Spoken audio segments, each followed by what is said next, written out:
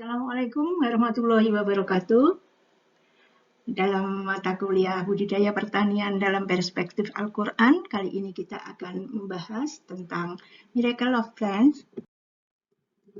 Di bawah tanaman itu mempunyai chloroplast yang di dalamnya ada sel-sel klorofil. Dengan adanya chloroplast ini, maka tanaman dapat melangsungkan proses fotosintesis. Nah, lewat proses fotosintesis ini, tanaman bisa menghasilkan energi dan semua makhluk hidup bergantung pada tanaman.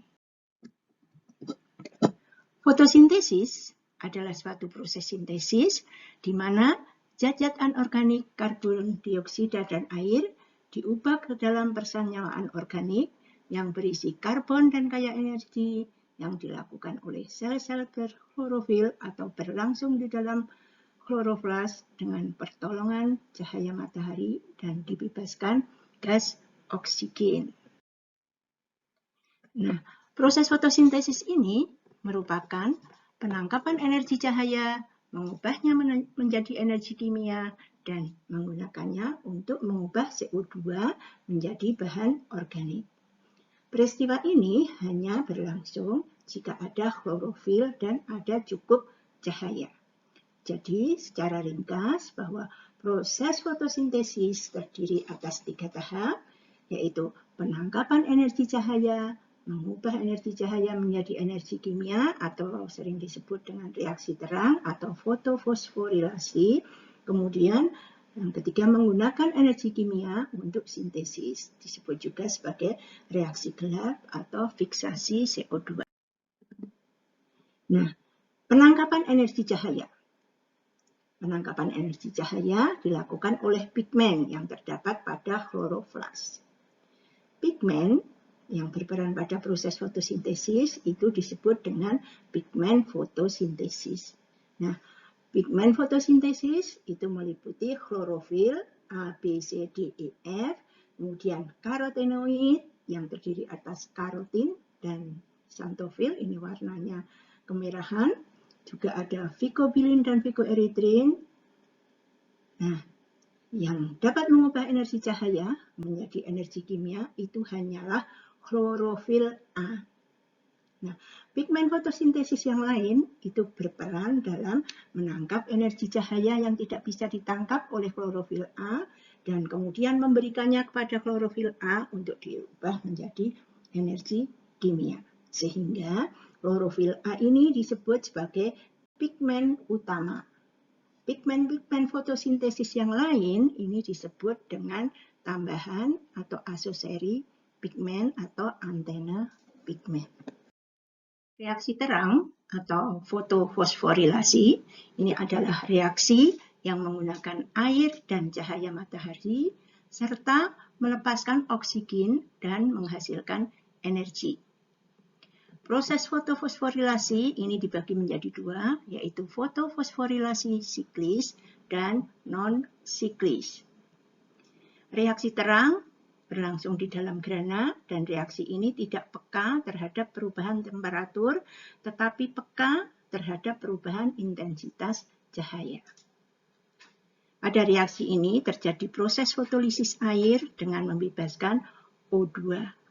Pada fotofosforilasi ini menghasilkan ATP dan NADPH2. Reaksi gelap.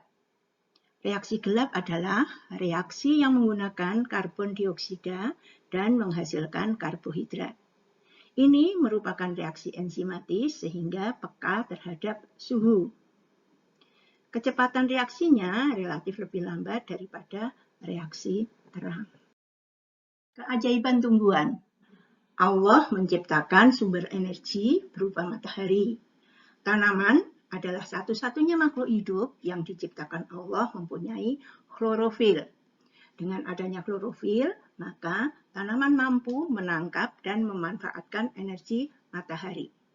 Jadi, tanaman adalah makhluk hidup yang pertama kali menangkap dan memanfaatkan energi matahari lewat proses fotosintesis.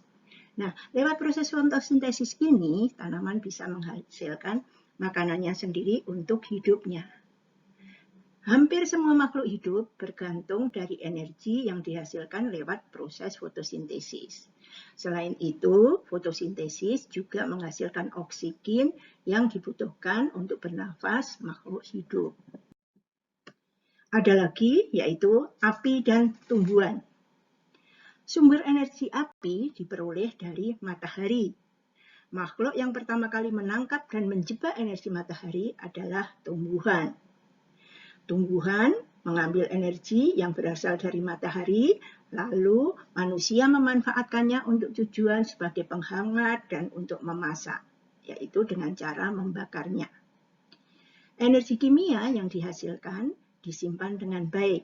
Jika tumbuhan mati, akan jadi cadangan batu bara, minyak, dan energi lain untuk beberapa ratus tahun mendatang. Ini adalah material dasar di mana api muncul.